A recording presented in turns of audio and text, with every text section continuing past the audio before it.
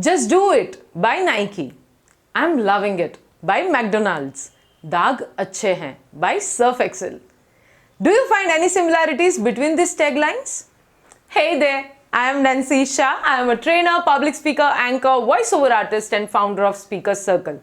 We started this initiative to help people develop their public speaking skills.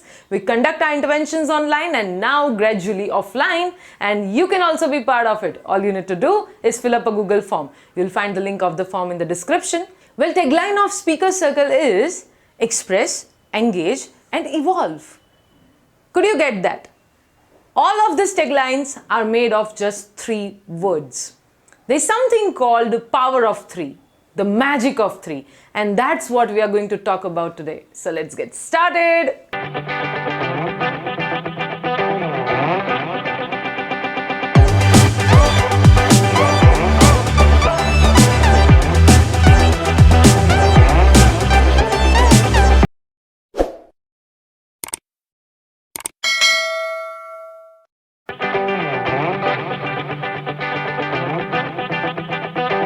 The very first question that you might have, what is the magic of 3?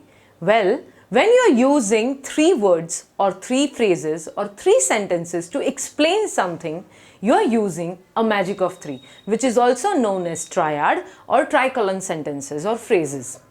In most of the cases, to provide comparison or contrast, we use the things in 2 manners. Like we compare 2 things together to make it more meaningful. But then there is something magical in number 3, and we are going to explore more about it today. So you will always have an option to do things by comparison by providing 2 analogies or 2 points, but then when you make it 3, it provides completeness, wholeness and roundness. See, I just used a triad here. Triad is one of the rhetorical devices which you can use in your speeches, and especially when you're trying to create humor, you can create it through triads. So you're saying the first thing and the second thing, and you let your audience guess something, and then your third thing is totally different than their expectation, and that can create humor. So let's explore more about it.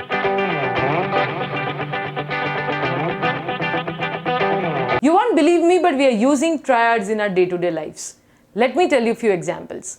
The past, the present, the future. Yesterday, today, tomorrow. The mind, the heart, the body. Or even roti kapda makan. This is also a triad, and they are everywhere. Let me tell you how we can use triads in our speeches and sentences gradually with few examples.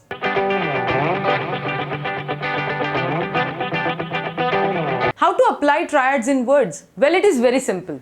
Figure out what exactly you want to say and try to say the same thing in 3 different words in 3 different manner and communicate the similar meaning. Let me give you some example where triads are used actually into different speeches and talks. Thinner, lighter and faster. When Steve Jobs launched iPad, he said this. He used a triad. General Patton when he said blood, sweat and tears. Mark Antony when he said, friends, Romans, countrymen, lend me your ears. We have also seen this in restaurants when they write, we serve Italian, Chinese and Indian food. Or so many times we use it in our day-to-day conversations. For example, to some, success means fancy cars, huge mansions and luxurious holidays. You should learn, practice and master. This all are triads. Let me tell one more interesting thing about this. You can repeat the same word 3 times to emphasize on some point. For example, Tony Blair when he said education, education and education to set out his top 3 priorities for the government. Or when I say, what are the 3 things that matter in a property selection? Location, location and location. Or what can make you a better speaker? Practice, practice and practice. So this is how you can apply triads into words and use it in your speeches. Now let's learn how we can use them in the phrases.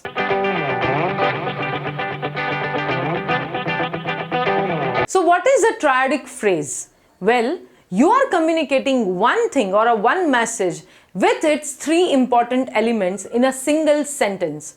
They are not 3 different sentences, the sentence is only one, but the one sentence has 3 different phrases. Let me give you some examples. Look at this phrase. Government is of the people, by the people, for the people, when it was said by Abraham Lincoln, and I think our Indian government also follows the same. I stand here today humbled by the task before us, grateful for the trust you have bestowed, and mindful of the sacrifices borne by our ancestors, said by Barack Obama. Be sincere, be brief, be seated, said by Franklin D. Roosevelt. So if you just observed here that the sentence is divided into three parts, the same meaning is communicated with three important elements, and you can also use that into your speeches and sentences.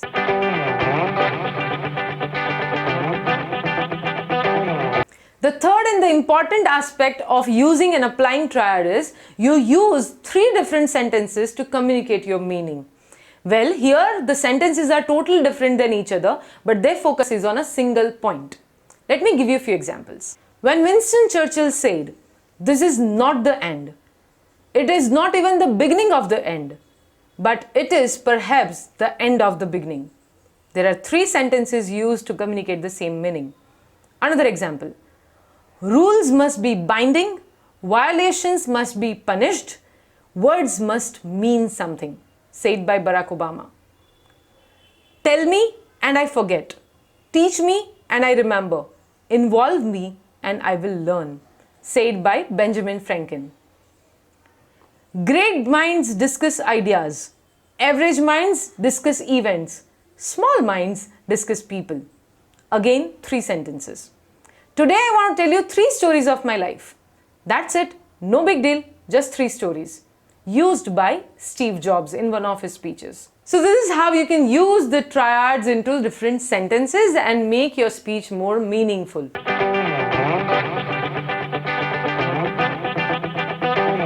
Well, there is one more tip that I want to give you. When you are using a triad anywhere, whether in a word or phrase or a sentence, try to keep the longest one at the last. What I mean to say by this, let's say for example, if I'm saying that this policy is going to have its application internationally, nationally and locally. Rather than this, I should try to use it in a manner. The implication of these policies are going to be local, national and international. So the word which is the longest one should come at the last. Well, this was just words, but you can apply the same thing into phrases as well. Let me give you one example. We refer to the Italian Constitution, the French Constitution and the Constitution of United States of America. Here, the third and the last phrase is the longest one, and that's why I'm putting it towards the end.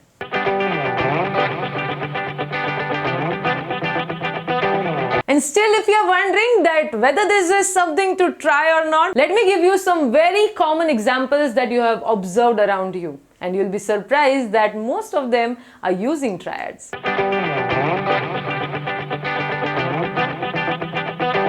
Let's start with some common slogans that you might have heard.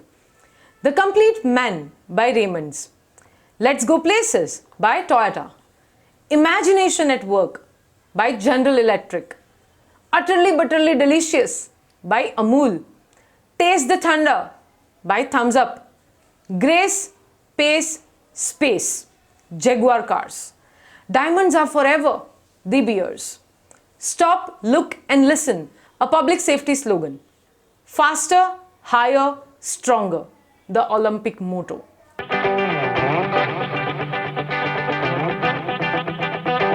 Not only this, the triads are used in stories also. The Three Little Pigs, the Three Musketeers, the Three Wise Men. I hope I have not overwhelmed you. Well, now onwards, just try paying attention to the things that you're listening to or the things that you're reading. And I'm sure you'll find this combination somewhere. And you will get a click in your mind that, okay, yes, this guy has used the triad. I'm sure you'll be able to find it. And not only just find it, but now start applying it in your speeches and talks and amaze your audience. So I think that's it for this video. I hope you learned something new and enjoyed watching. Thank you so much for being here. Consider subscribing this YouTube channel to get further tips and updates regarding public speaking. We go live on this YouTube channel every Thursday evening, 7:30 p.m. where we do different activities, and I'm sure it would be helpful to you. So see you there someday. Bye-bye.